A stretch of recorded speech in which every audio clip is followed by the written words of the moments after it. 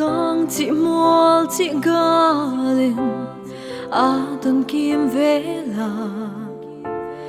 lui pi loang dam dia le hui sia tua teng leng lo tu le mi thu pi na te hi asiam tu thu pi dan hon musa tang chi mol chi galin a don kim vela lui pi loang dam dia le hui sia tua teng leng lo tu le mi thu pi na te hi asiam tu thu pi dan hon musa dây lan ca oi sel đi hon siam tu pati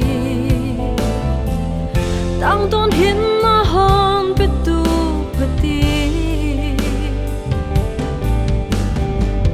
tua sang man pa ging kilom dang om thei lo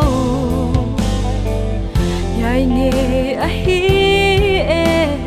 ging kilom pen pe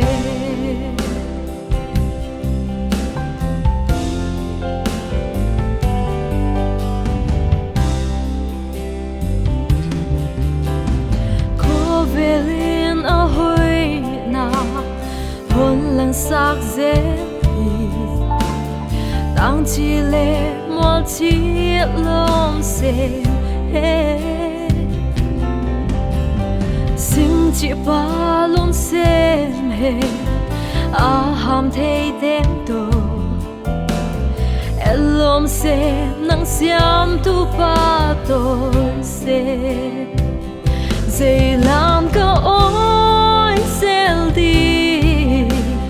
hon siam tu pati tang ton hin na hon pe tu pati tua sang man pa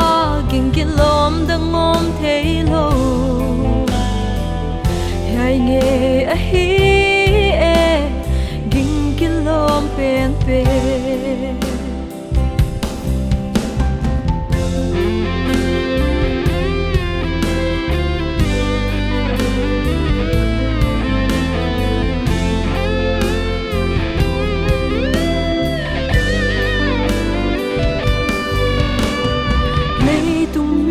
siam na pil na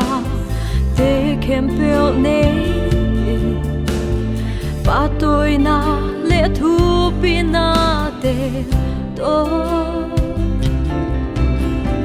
nang pa toi na dal thei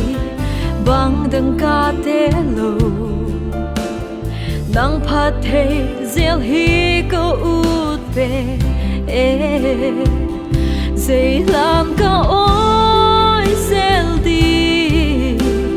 hon siam tu pati tang ton hin na hon pe tu pati tua sang man pa ging kilom dang om thei lo hai nge